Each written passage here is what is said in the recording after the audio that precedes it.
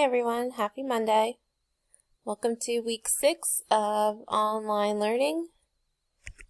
This week we're going to continue with the progressive arrow, which we started last week. So let's go ahead and open up the folder for May 4th. Alright, if we look at our to-do list, today you're going to watch a crash course video for background information and complete activity 9.4. Tomorrow, activity 9.5. Wednesday, you're going to watch a second crash course video and complete activity 9.6. And then Thursday and Friday, you're going to complete a web quest on the 19th Amendment. So let's go back into the folder. Alright, so our first two assignments are on progressive era presidents.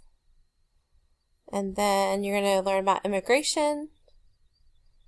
And then this web quest. So the web quest, you will have a fillable PDF. So you can open that, type in your answers, and submit. And then this PowerPoint here has links to all of the websites you need to use to find your information. Alright, if at any time while you are working you have questions, please don't hesitate to reach out to myself or Mr. Rico, and we will talk to you guys soon. Thanks.